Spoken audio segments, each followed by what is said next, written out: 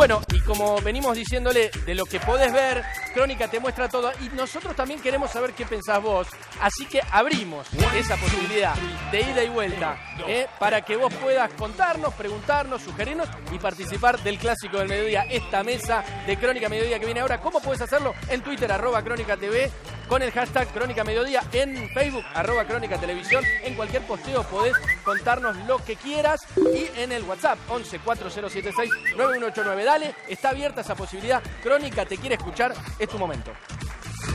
Gracias, Esteban, y ya comenzamos con nuestra mesa del mediodía y presentando a nuestros invitados. Me acuerdo que cuando estudiaba Ciencias Económicas siempre decíamos que la materia impuestos era la más complicada de aprobar por toda la complejidad que había detrás de eso. Por eso hoy estamos con un contador tributarista, especialista justamente en impuestos, como es Ezequiel Pasarelli.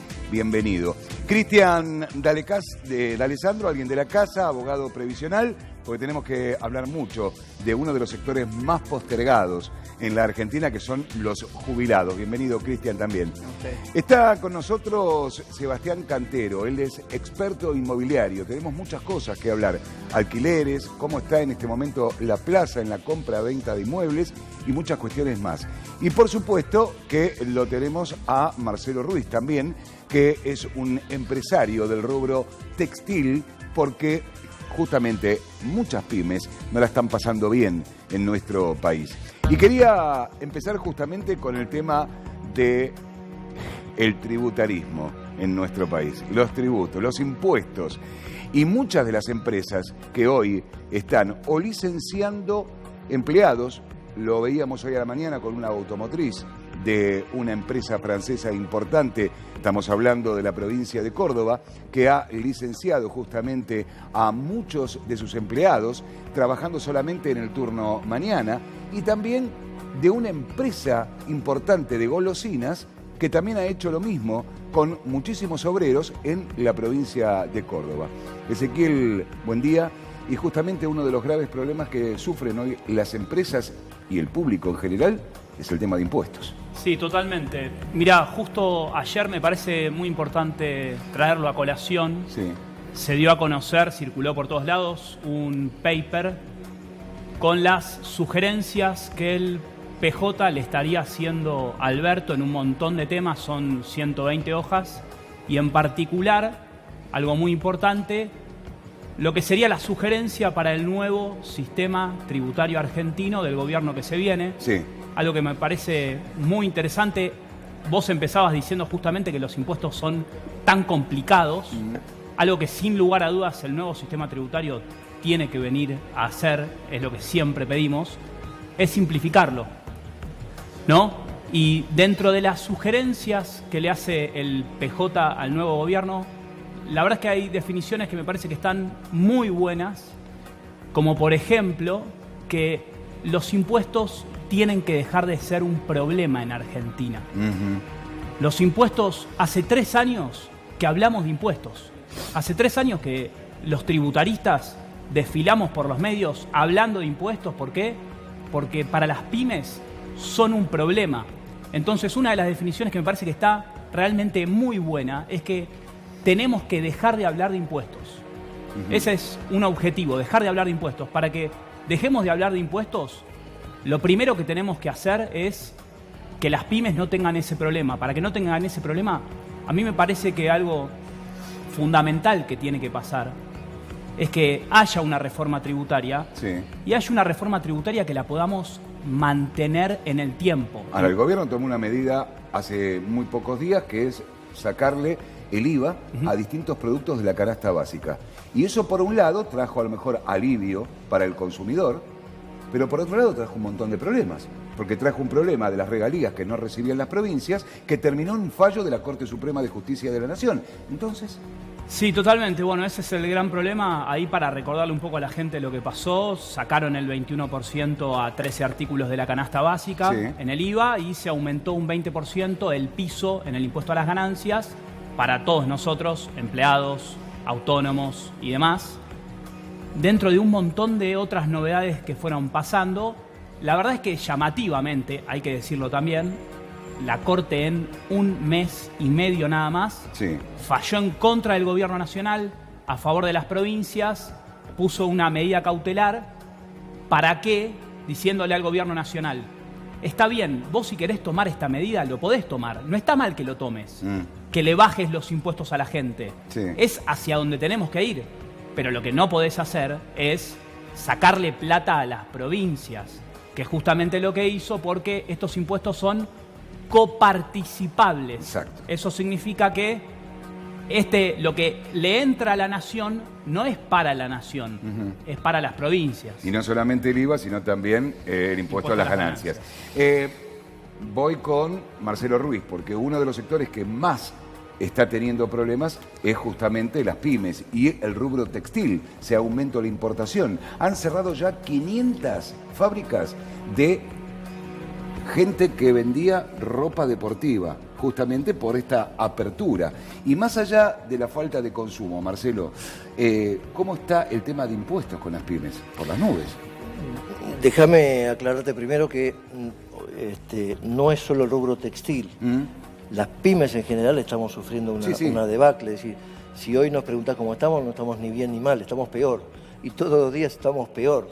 No hay una forma hoy de poder diagnosticar la situación de las pymes. Son 18.000 pymes que han cerrado durante estos 4 años. 18.000. 18.000 pymes. Estamos a un promedio de 100 pymes por día. Es una situación realmente angustiante. Comparto en todo lo que dice el tributarista.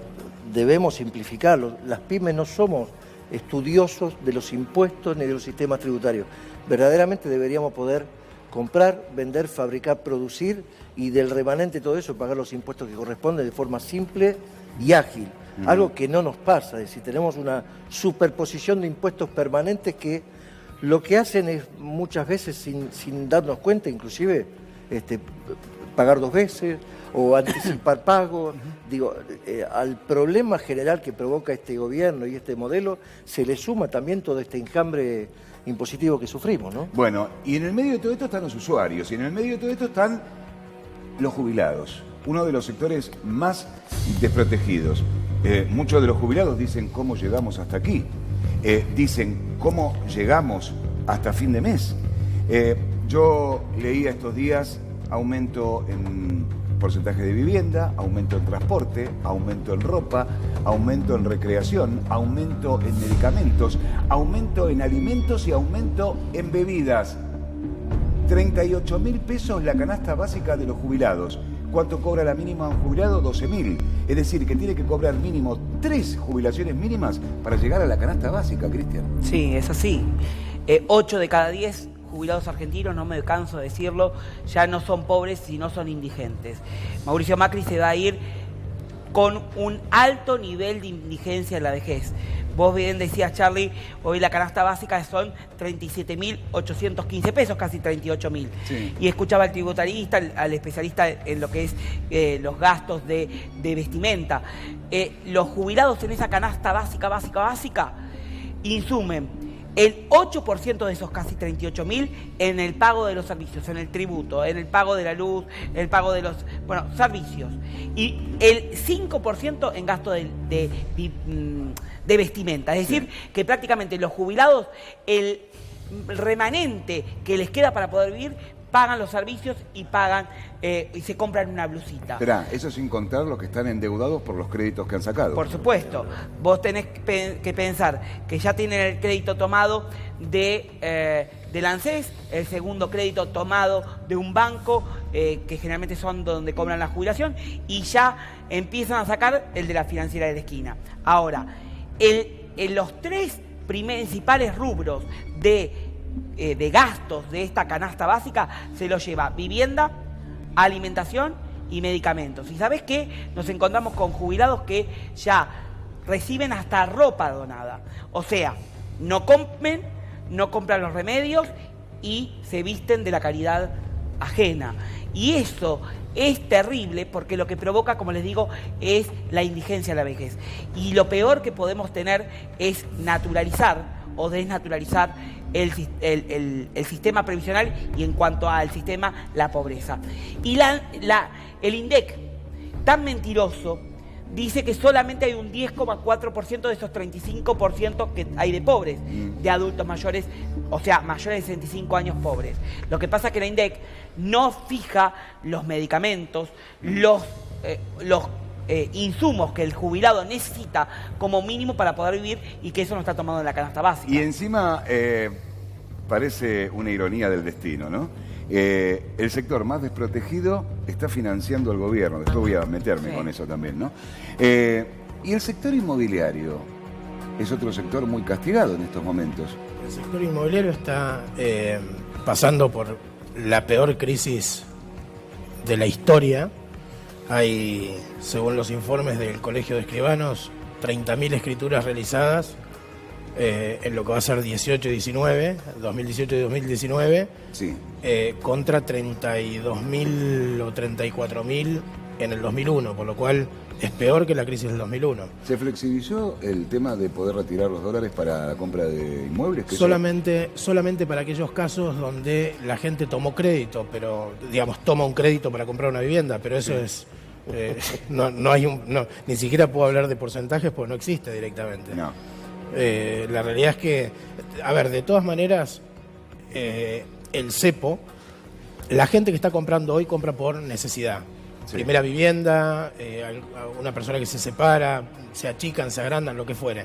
Pero es solo por necesidad. Y esa gente ya tiene los dólares. Por lo cual, el cepo, digamos, si bien es una traba, no estaría aplicando para el mercado de hoy, que el mercado de hoy ya está parado de por sí, con o sin cepo. A ver, no hay compraventa de inmuebles, obviamente, porque lo acabas de decir, el mercado está parado. ¿Y qué pasa con los alquileres? Hoy una persona que quiere alquilar un inmueble, vamos a suponer una familia tipo con 2 hijos, 2 ambientes, ponele. ¿De cuánto tiene que estar hablando en cuanto a cuota de alquiler, más expensas, más tarifas? Y de alquiler solamente el promedio es 14.500 pesos, que ya, digamos, a ver, no es, digamos, es caro, pero la realidad es que lo que está desactualizado es el salario. Claro. No está desactualizado el valor de los alquileres, el propietario o digamos, el mercado pone valores acorde a lo que valen realmente. Bueno, hoy leía que justamente el salario real en la Argentina en estos últimos 4 años cayó un 20%. Bueno, mira, respecto a digamos al atraso que tiene los salarios, sí. Cuando uno, por ejemplo, habla de los créditos UVA, se fueron por las nubes o lo que fuere, no es solamente el crédito UVA, es el crédito UVA más los impuestos, más los servicios que pagás en tu casa. Entonces, si hoy no te unís, hoy, por ejemplo, una persona que vive, digamos, que quiere vivir sola, que tiene un recibo de sueldo normal, no puede vivir sola. Tiene que juntarse con amigos o ver cómo unen los ingresos para poder hacerle frente a los gastos de alquiler. Seguro. Ezequiel, ¿el impuesto a las ganancias es un impuesto? El impuesto a las ganancias es un impuesto de emergencia que existe desde el año 1932. Sí. O sea, escuchémoslo. Todas estas son las cosas que hacen que nuestro sistema tributario sea inviable, que todo el tiempo estamos creando impuestos de emergencia. Sí. Vivimos en emergencia. O sea, yo los escuchaba y esto es lo que escuchás ya hace 2 años sin parar, pero lo que escuchamos siempre, emergencia, vivimos en emergencia. En septiembre se crearon impuestos de emergencia, los derechos de exportación, si se acuerdan, cada vez que exportás pagás el 12%, y ahora ya estamos volviendo a hablar de nuevos impuestos de emergencia. Vivimos en emergencia. El impuesto a las ganancias... ¿Pero el sueldo es una ganancia? Bueno, es ahí el gran problema que tenemos, que es que todos tenemos que vamos a recordar la promesa de Macri de campaña de eliminar el impuesto a las ganancias para los trabajadores. Lamentablemente lo que pasó en estos años fue que no solo no se eliminó, sino que un 70% más de personas pasaron a pagar impuesto a las ganancias que antes no estaban pagando.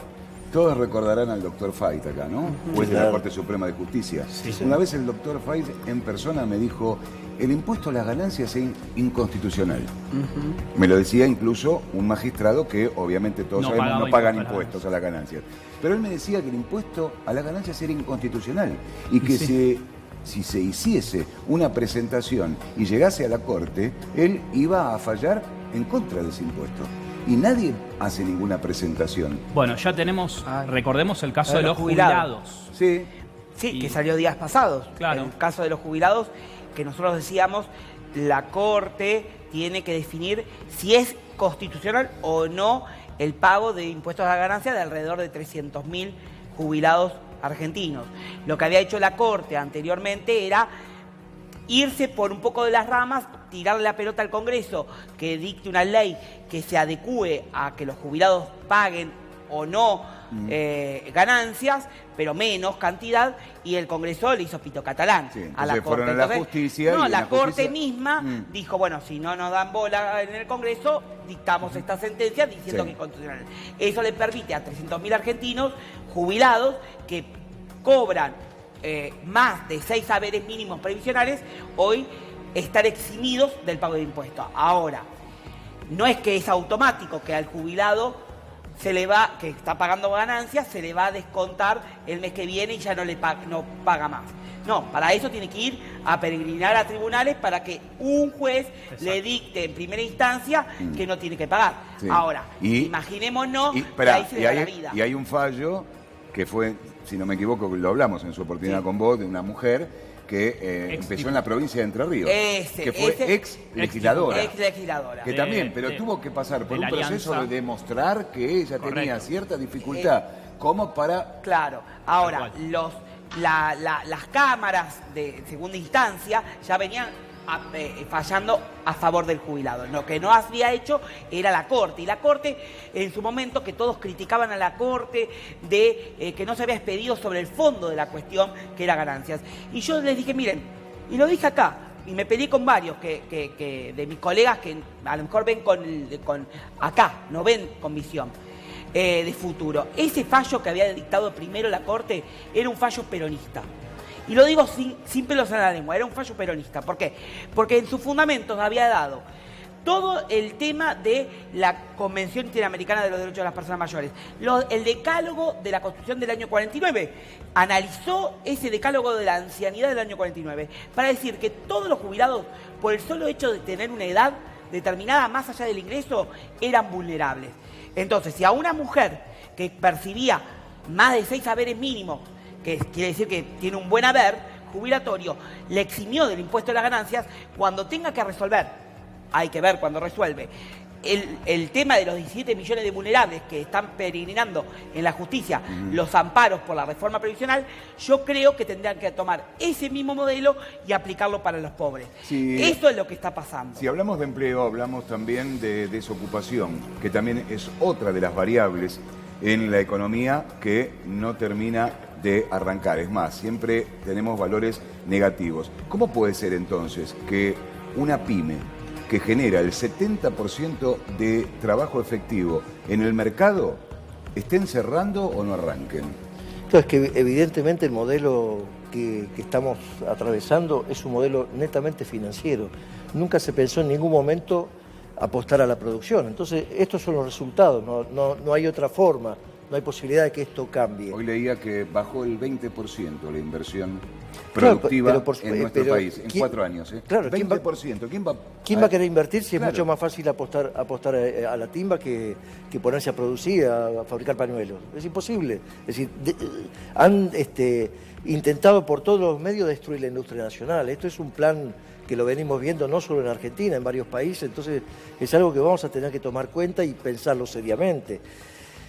Pero aparte demuestran día a día, es decir, yo lo que pediría es que este gobierno no haga más nada que campaña y ocuparse por el plan alimentario que ya está sancionado y que deberían ponerlo en funcionamiento hoy directamente para poder paliar lo que veníamos viendo hace un ratito, ¿no? Sí. Que es el hambre verdadero de la gente. Bueno, la ley de emergencia alimentaria ya se votó. Que debe estar, bueno, pero no está aplicada, no se ha implementado. Debería ser esto, estar por encima de todos los demás problemas, porque esta gente que hoy está pasando hambre, estas generaciones están pasando hambre, van a ser los futuros empleados nuestros el día de mañana. ¿Cuánto le sale y necesitamos fuerte y con capacidad.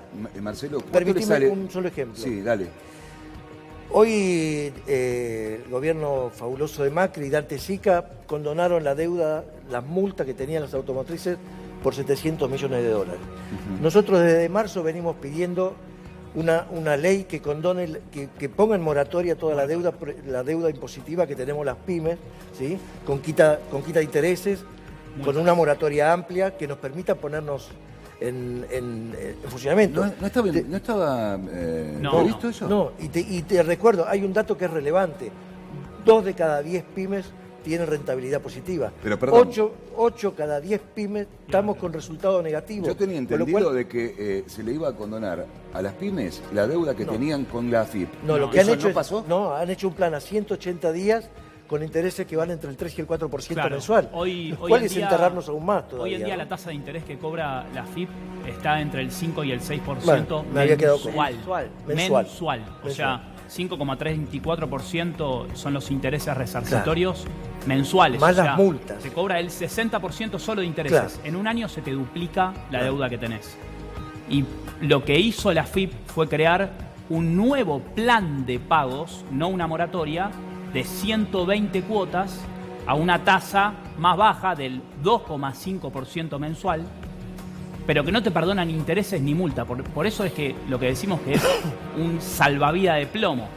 Es una curita para un tipo que está muriendo, porque a la pyme hoy cualquier cosa que le tires le va a servir, pero no le va a servir realmente. Claro. A ver, las reservas siguen bajando. Hoy leía que cada vez se están utilizando más para mantener este tipo de cambio del dólar, que no se dispare y demás. Y por otra parte, el gobierno necesita financiamiento. ¿De dónde está tomando financiamiento el gobierno? Del Fondo de Garantía de Sustentabilidad. Todos dicen, ¿y qué será esto? Para pasarlo en borrador y decirlo lisa y llanamente, es la plata de los jubilados. No solo de los jubilados, Charlis, es de todos los trabajadores y de los jubilados. Es el fondo que se tiene ante una contingencia, un terremoto en materia jubilatoria. Terremotos que hemos pasado en el 2016, 2018, 2019, que los jubilados pierden frente a la inflación. Ahora, ese fondo de garantía de sustentabilidad que empezó el gobierno de Mauricio Macri en 2015 con 67.000 millones de dólares, destaco esto, 67.000 millones de dólares lo que recibió el Fondo de Garantía de Sustentabilidad del gobierno anterior. Hoy tenemos 22.000 millones de dólares. O sea, se despilfarró más de la mitad de ese fondo de garantía. Pero hace un punto, eso Sí. teóricamente el gobierno lo tiene que devolver en el mes de abril, ¿no? No lo va a devolver. No lo va a devolver. No, y lo que va a entregar A ver, es... digo el gobierno, Por si eso. es este o es el que asume. No, ¿no? bueno, pero Totalmente. todo esto, lo que están llenando al Fondo de Garantía de Sustentabilidad son de papelitos pintados de colores en forma de bono, o con pesos devaluados, sin las acciones porque las fueron mal vendiendo. De hecho, ahora está en la mira Blaquier, el ex CEO de Clarín y que manejó el Fondo de Garantía de Sustentabilidad. A ver, hoy tenemos 22.000 millones de dólares. No sabemos lo que vamos a recibir, lo que va a recibir el Estado argentino, el Fondo de Garantía de Sustentabilidad en el mes de diciembre cuando se vayan. Lo que hay que hacer, Charlie, porque esto es clarito, bien, lo que hay que hacer, lo primero es que hay que tomar ese fondo, esa plata que es de todos nosotros, e invertirlas para los pequeños y medianos productores rurales, las pymes para que puedan comprar maquinarias.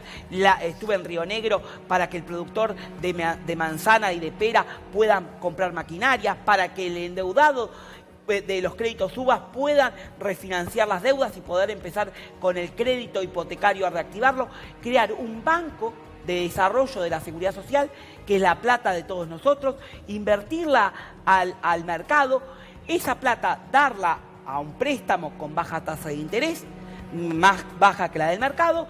Esto hace reactivar la economía y se sostiene con eso el presente y el futuro de las jubilaciones. Tenemos muchos compañeros, Marcelo, que tienen créditos UVA y están preocupados con todo lo que tienen que pagar de cuota. ¿Qué le decimos a los tenedores de créditos UVA? Y la verdad que ahora, paño frío, porque puede disparar que la gente venda las propiedades. Cuando salió el crédito UVA, pues no hay, yo hablaba con Marcelo antes de entrar, no hay una unidad de medida, es decir, está el UVA, está el crédito UVA, la unidad de medida UVA, que es muy buena, pero por ahí no es aplicable a este momento y a esta realidad. Entonces, la gente, cuando el crédito UVA, hubo furor de crédito y demás, las propiedades aumentaron un 30%. Mira, te cuento un caso de un compañero nuestro. 1.400.000 crédito UVA, ¿correcto? En el mes de enero, a dólar a 20, pagaba una cuota de 8.000 pesos mensuales. Sí. Hoy está pagando 17.000 pesos y debe 2,5 millones de pesos. Sí. Sí. Explícamelo. Es posible. No, es que no hay, lo que no hay es un punto de referencia. No tenemos punto de partida. La realidad es que, es decir, si lo medís en términos de dólar, erróneamente, ¿no? Pero lo medís en términos de dólares, de moneda dura, es impagable. Esa persona, ese amigo tuyo, ganó dinero. Ganó plata. Pero si lo medís en términos de pesos, se superendeudó. Entonces, volvemos otra vez al salario, al ajuste, a la unidad de medida de salario. Crearon el boleto digital. Pero él puso $30.000 para entrar. Sí, bueno, pero puso $30.000 sobre una propiedad que hoy no bajó. O sea, hoy el mercado no está convalidando la baja real del 20% que tendrían que tener. El propietario está agarrado a que es aferrado a que la unidad que tiene para la venta no va a bajar de precio, y la realidad es que no lo está convalidando el mercado de compra. Yo digo una cosa, no habría, y lo sigo insistiendo, y a todos los invitados que llegan a la mesa a los mediodías les digo lo mismo, no se debería definitivamente hacer políticas de Estado para todo este tipo de cosas. Claro que sí. Definitivamente, o sea, sentarse todos en un acuerdo social, estoy hablando de todos los partidos políticos, oficialismo, oposición, tema pymes, tema protección para la industria, tema inversión, una verdadera reforma impositiva, pero que se cumpla. Yo ayer hablaba con una especialista en consumo que vino aquí, Carolina Suárez, y le decía, ¿sabés cuánto fue el aumento de los productos en el mes de septiembre en Chile? 0,00%. Y ellos han tenido distintos gobiernos. Entonces, ¿por qué acá cada vez que tenemos un cambio de gobierno tenemos serios problemas? El problema es que partimos ya desde una base que no es propia. Nosotros tenemos completamente dolarizada la economía. Las propiedades, el cuero, los medicamentos, la leche. Es decir, es imposible pensar un plan para nosotros que contemple poderlo dominar en el tiempo y poderlo trayectar en el tiempo. Pensar en el peso. Charlie. Claro, es decir, el problema que tenemos es que no manejamos la variable. Todo lo que nosotros usamos para producir las materias primas, parece mentira, ¿no? Yo pongo siempre de ejemplo el cuero. Nosotros el cuero en el mercado interno lo pagamos en dólares. Es decir, ¿cuál es la parte de intervención que tiene el dólar dentro del proceso de fabricación de cuero? No me lo diga porque mi padre tuvo curtiembre. Bueno, entonces vos lo sabés bien. Y sé lo que es. Esto hay que transformarlo, y indudablemente esta parte cultural que tenemos nosotros de resguardarnos por la experiencia y por lo doloroso que ha sido el que ha apostado en pesos durante muchos años, tenemos que regularlo de forma tal que esto se vaya produciendo y vaya decantando y nos vaya llevando hacia una economía. Hablábamos recién con Sebastián. Digo, el valor de propiedad en dólares tampoco tiene un asidero cierto, un fundamento cierto de que esto sea así. Ladrillo, arena, cal, ventana, todo se produce en el país. Debería ser a valor peso. Se ha devaluado más del 200% durante estos 4 años. El valor en dólares de la propiedad, metro cuadrado, sigue costando lo mismo. A ver, Marcelo, no es comprensible. ¿Cuánto le sale a usted contratar a un empleado de costo? Hoy tengo el 50% de cargas sociales. La mitad de cargas sociales. Claro, 50%. La mitad de cargas sociales. Es lo que hablábamos con... Pues un sueldo y medio. Con Ezequiel. A ver, 50% solamente de cargas sociales. ¿Cuánto tengo de impuestos si compro un auto?